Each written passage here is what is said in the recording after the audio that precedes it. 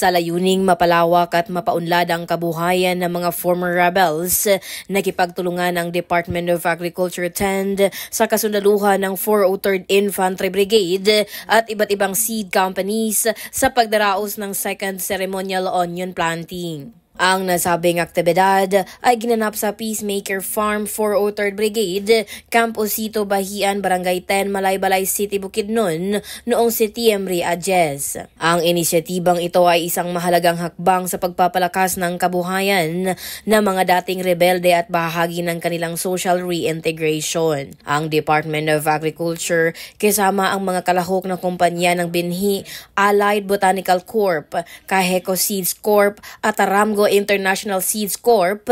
Ay nagbigay ng mga punla, teknikal na kaalaman at patuloy na suporta upang matiyak ang tagumpay ng agrikultural na proyekto na ito. Ang ceremonial planting na ito ay bahagi ng isang mas malawak na programa na naglalayong isama ang mga FRs sa lipunan sa pamamagitan ng pagbibigay sa kanila ng pagkakataong magtagumpay at mapaunlad ang mga programang pangkabuhayan na naibigay sa kanila. Ayon kay Colonel Antonio Bidol Nuan Jr., ang Deputy Brigade Commander ng 403rd Infantry Brigade, ang aktibidad na ito ay patunay na ang iba't ibang ahensya ng pamahalaan ay nagsasagawa ng mga hakbang upang tulungan ang mga dating rebelde na muling buuin ang kanilang buhay. Anya, habang lumalago ang mga tinatanim na sibuyas, ay umaasa ring lalago ang pag-asa para sa isang mas maliwanag at mapayapang kinabukasan para sa mga nagpasya na isuko ang kanilang armas at yakapin ang bagong paraan